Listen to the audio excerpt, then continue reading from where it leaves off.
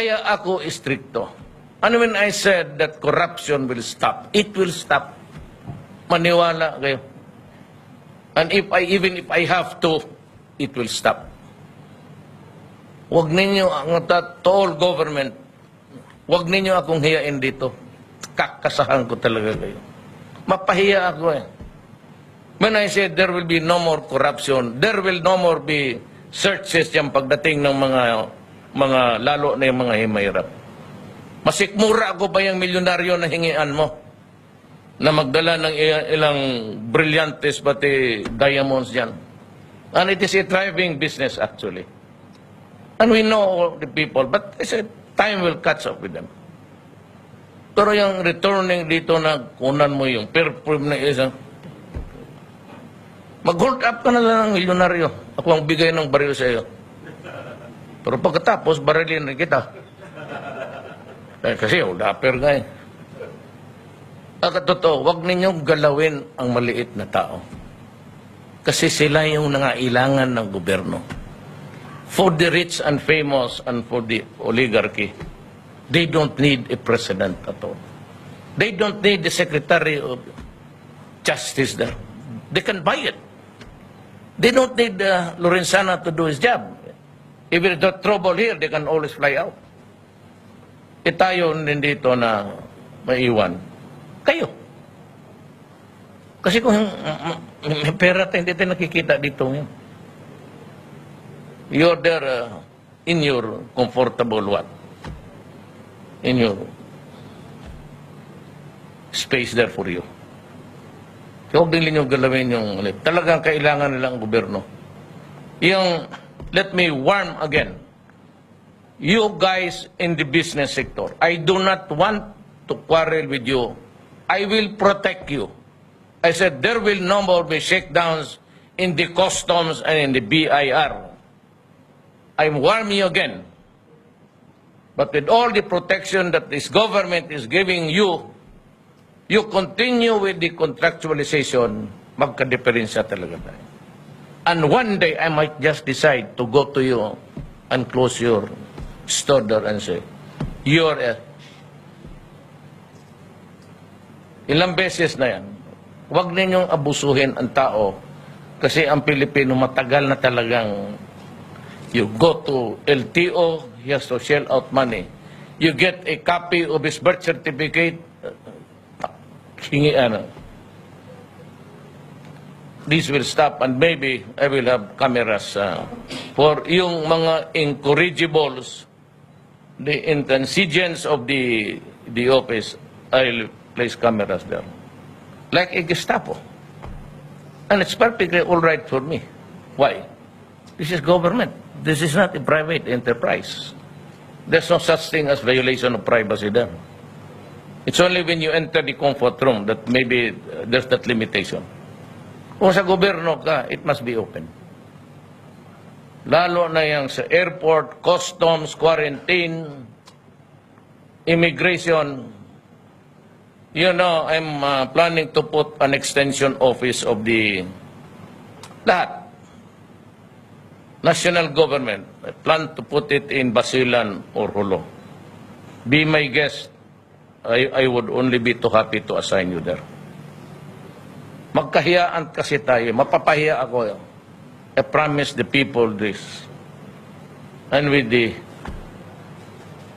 hindi na sa kung Bisaya ba na makapahuway ang tao sa iyang kalisod.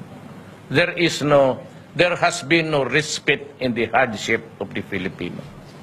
Whatever economic gains, barely enough to improve the situation, it would be okay for me. Kung hanggang dyan lang talaga ang... That's why I tried my very best to look presentable there.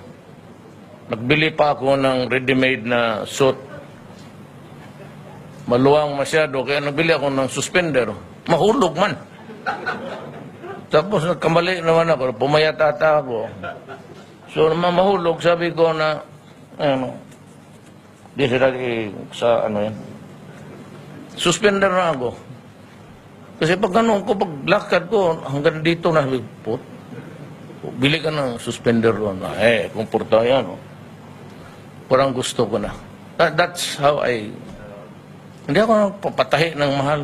Yung ready, Indonesian size. Okay na.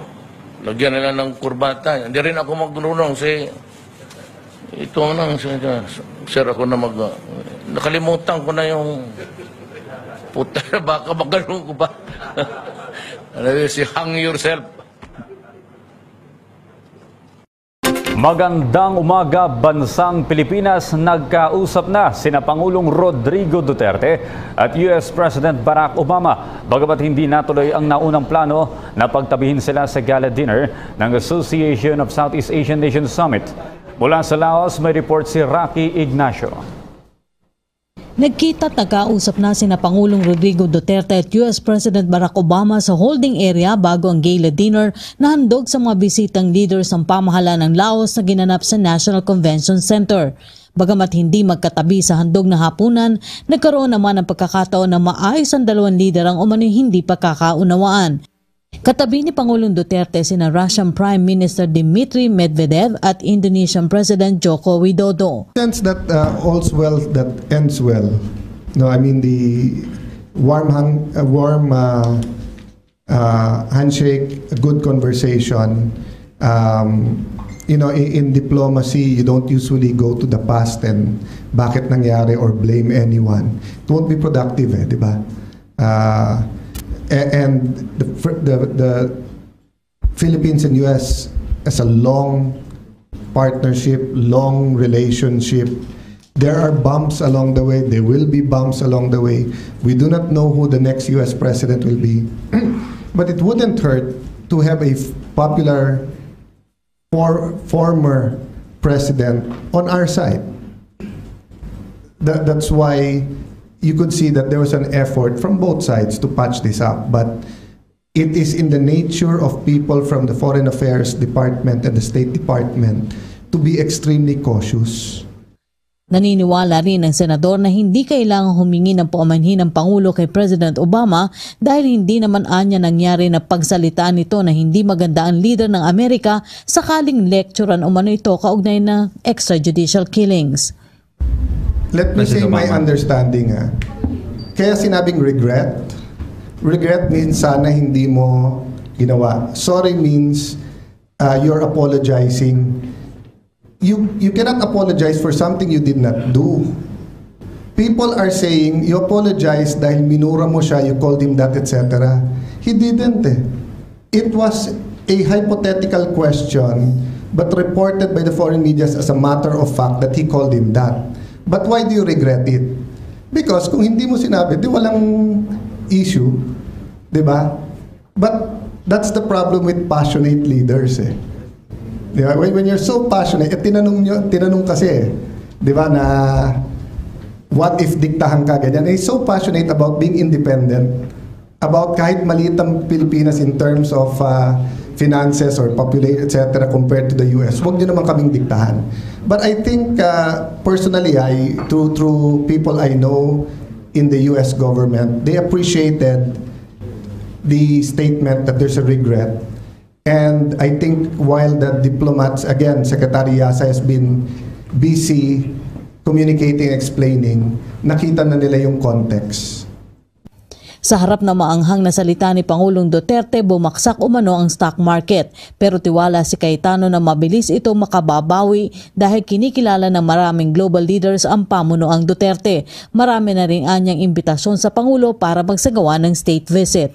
Time naman tumaas yung stock market, it's because of someone else. And every time na bumaba, it's because of Duterte. You know, so